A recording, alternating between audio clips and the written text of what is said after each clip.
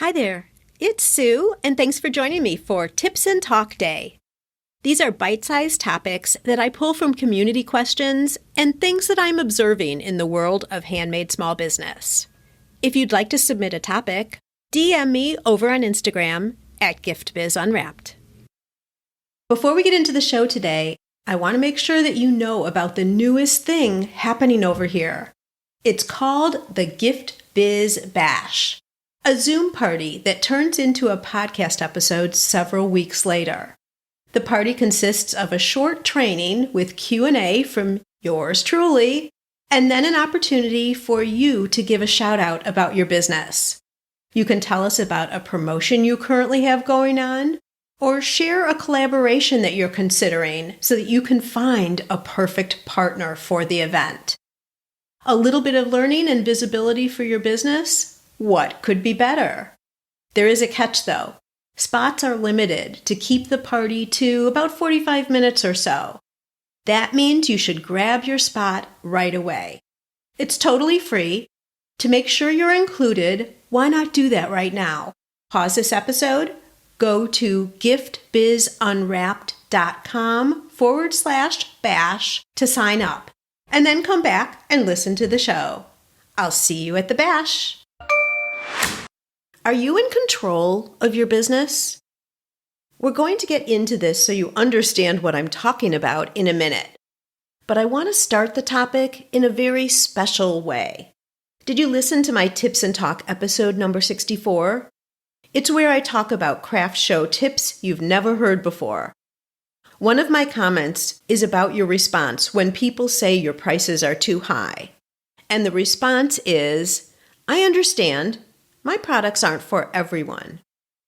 This statement about your higher pricing is a common irritant, I know. It hits you like a stab in the side and feels very personal. Now, some customers will say this regardless of your price, just to see if they can bargain you down. When you recognize these folks, you can play the game with them. It's all in fun. But don't concede to lowering your prices through pressure.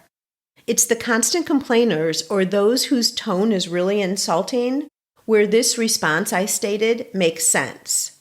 You want to shut the conversation down and move on to those where your time is productive. After the episode aired, I got an email from Robert Scheckler, who makes handmade brooms. You can check out his Instagram account at RedmanFilbert. He offered a very productive ad on this situation. Perfect for the times when you get this comment about high prices, but see some potential with the person voicing the concern. Let me read to you his words specifically. Robert says, I think the first part of the advice, highlighting the value inherent in handmade products, is great. And I might further underscore that by talking about the time it takes to make the products, which is something many customers don't understand. And then he goes on to say, most importantly, I would want to end with an open-ended question to keep the conversation going. I might ask where the customer has seen lower prices, potentially allowing me to make a direct comparison between my handmade products and what's available at Target. Or I might ask how the customer planned to use my product, potentially allowing me to talk more about its benefits or to do some storytelling. Or I might just give them a card and suggest they contact me if they can't stop thinking about the product that they keep coming back to. I love this last one. It adds humor and lightness, which keeps the conversation friendly, and will probably ease your frustration that you need to have this discussion at all. Remember, your behavior and the tone you bring is very important. In regard to working through the topic of price, showing confidence, responding in an open and friendly way, and letting the final result be what it will benefit both you and your customer. Thank you, Robert, for this input. I'm anticipating with the economy as it is right now, we'll see this question come up more and more. Having ready-made responses in your pocket allows you to choose which one fits the situation best, and you're not left scrambling for a response. All this leads into the topic of control and my question. Are you in control of your business? The answer to this, as the owner of your business, is always yes. You are the one at the top, making decisions that affect your outcomes. You're also the one in control if you decide to relinquish control. Let me say that again. You are also the one in control if you decide to relinquish control. And this is something I really want you to get.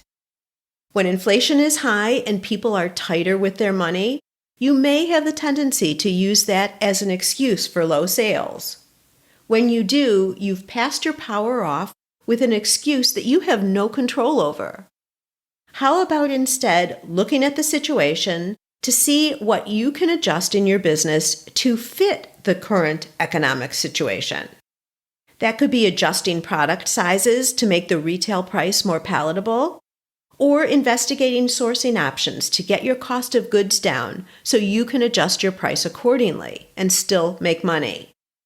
What it is not is dropping your price to try and get the sale at any cost. Then you're dipping into your margins and weakening your business overall. I'm picturing right now an old log cabin where all the wood has rotted out. It's still standing, but it could fall at any minute. Another example where you could possibly hand over control is if you say, Facebook ads just don't work. Is it that they really don't work, or is it that yours aren't working? Keeping ownership of the decision to run ads and test options that lead to positive results is an example of staying in control. So is deciding that you don't want to mess around with them and focusing on other sales-generating activities instead. But complaining about Facebook ads and doing nothing relinquishes your control. One more example. Nobody is buying your newest line of jewelry. You say to yourself, they just don't get how cool this is. That I use material that is so unique, and it's the up-and-coming trend. Are you blaming your customer for your results? Potential truth bomb here. Perhaps you could have prepped them better to understand what new fashions are coming down the pike. Showing celebrities sporting the new style, or referencing an article in a fashion guide talking about the trend.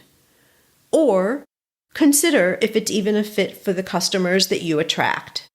If your current styles are classic and traditional, does this even fit for your brand, and will it be received well with your existing customer base? Did you ask them to confirm their interest? It's not their fault if they're not interested. Yes, you're going to do things that don't work. I do it all the time. Testing new ideas, making a move that doesn't result in the response that I knew for sure it would. Being in control doesn't mean you're always right, but it means you take responsibility for all of it, the good, the bad, and what action you take moving forward. You are always the one in control of your business, even if you relinquish it. Acknowledging this can be a game changer. That's a wrap. I'm a get-to-the-point kind of girl, and this is what you can expect from these quick midweek sessions. Now it's your turn. Go out and fulfill that dream of yours. Share your handmade products with us. We want them, and they bring us both so much happiness.